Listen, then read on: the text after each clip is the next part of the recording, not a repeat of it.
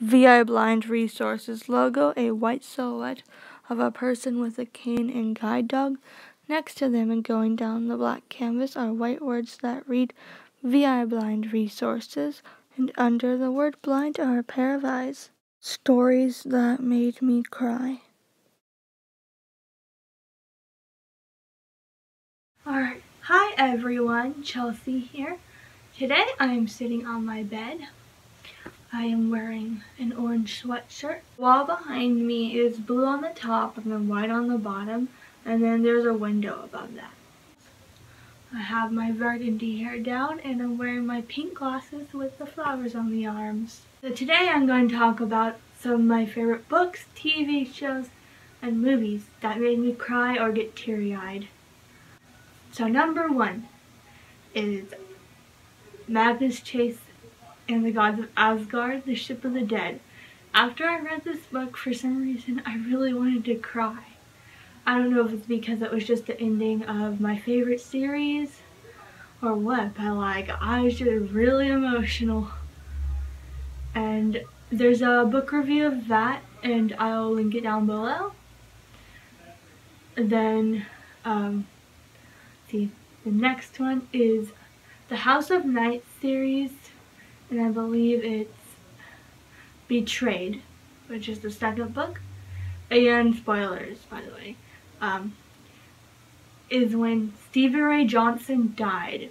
Okay, that was probably one of the character deaths that hit me the first time ever character death that hit me so hard that I cried.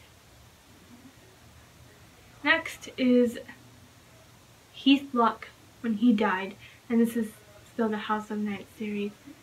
And I don't remember what the book is called that happened in, but yeah, I cried when that happened because, yeah, he was a really good character, and he had really good character development. He was, at the beginning of the series, he was I don't want to say he was an alcoholic, but he was maybe on his way to being one. I'm not entirely sure. But, so then he'd gotten better, he'd gotten sober, and he and Zoe were sort of together again, and then Kelowna killed him. He was not just her boyfriend, he was her best friend. The fuck? And okay, they weren't together, they had known each other since they were little, and they hadn't been together through the whole entire books or anything. They were together, they broke up after Zoe became a vampire. Then they got back together, I think in the 4th book. And I'm not entirely sure, they were kind of together because she imprinted on him in the 1st book. Alright, another one from the House of Night series is Jack. Okay, this character, he was the sweetest character. Oh, Jack Twist. But he was so sweet, and everything was going pretty okay except for Neferret and all that, but Neferret killed her, and it's just yeah, why him? I don't know, just Okay, so some obvious ones are what is that book called? My Sister's Keeper. That one I cried really hard at the end. It hit me so hard. It was so sad because it's it's about a girl who has cancer, and it's about her sister. She donates her platelets and donates bone marrow and stuff to her, and her liver. Is that the one you have 2 of? Is that your kidneys? Whichever it is, something. She donates things and helps her, and her parents literally had her to help her sister. And it's all about that kind of stuff, and there's a big plot twist. The next one would have to be All the Right Places. That is really emotional, and I did a book review on that. I'll link that below too.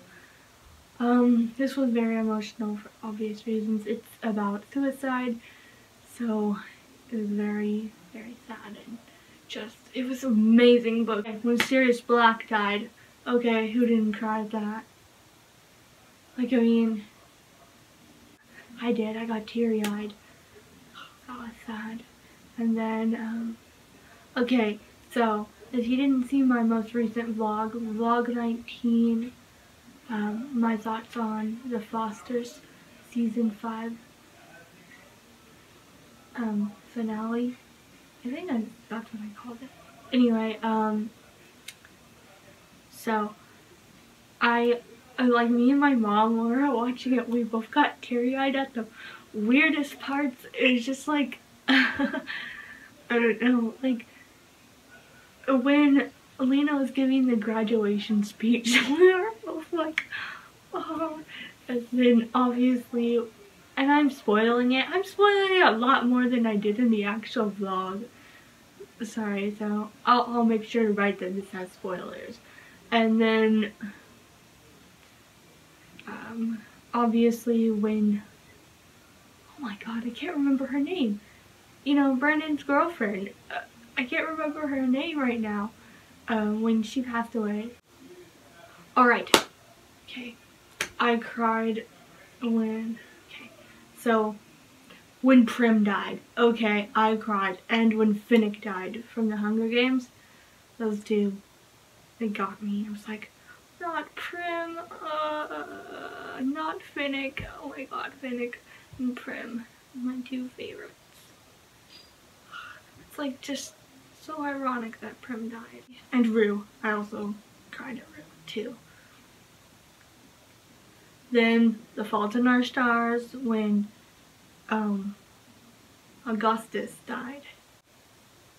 Before I Die, when the main character passes away. I can't remember her name right now, but I do remember crying over her. Alright, so I had to move to my desk chair because my phone is dying, so I had to plug it into the charger. So the next book is Before I Fall. This book was really good, and when Sam passed away, that was like really sad for me. I don't know, it just hit me. And then I also watched the movie too. It was good. Luke Castellan, Ethan Nakamura, Zoe Nightshade, and Bianca D'Angelo. All from Percy Jackson and the Olympians, which I have a book review about, which I'll link down below. Luke Castellan, he was the antagonist for the entire Percy Jackson series.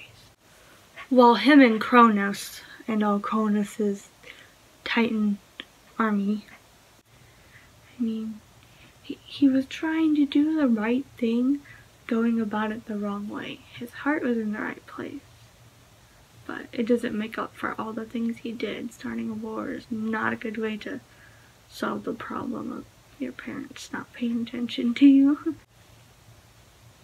He was like fighting Kronos up until the end. He was trying to get help, and then Percy had to give him the knife to kill him so that Kronos wouldn't,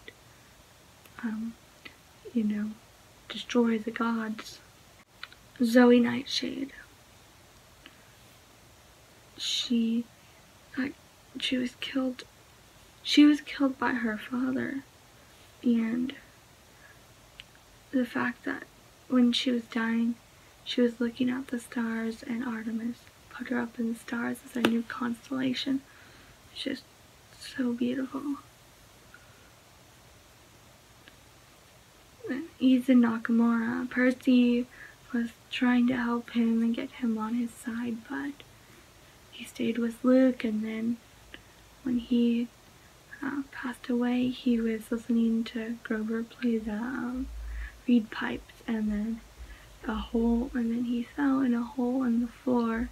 Selena Beauregard, which I don't think I mentioned earlier, she was trying. Luke had tricked her, and so then she was a spy, and, you know, she thought, oh, like, Luke is cute, I think he's doing a good thing, and then she realized, nope, he's not, and she was too scared because of, you know, losing Charles Beckendorf and all those people, and she ended up fighting as Clarice in the end, and she fought a dragon, and that's how she passed away. Bianca D'Angelo. Now, her death and the aftermath of her death is just wham. Like, I mean, she was trying to get a little figurine for Nico, and then that was why she was killed. And just Nico's spiral afterwards. Bob from the Heroes of Olympus. If you don't remember Bob, he was like originally in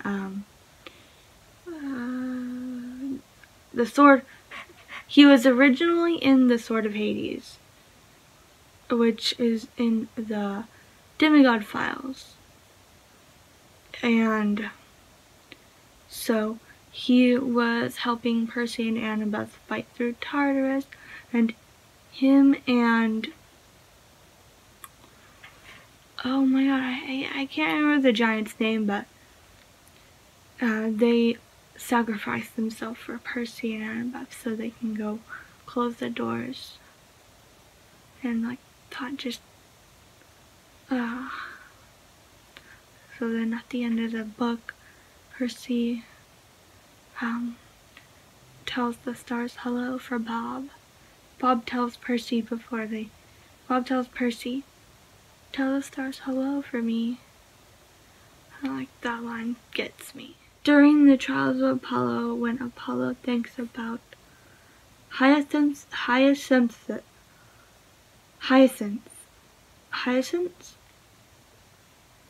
I'm not sure if I'm saying his name right, and Daphne.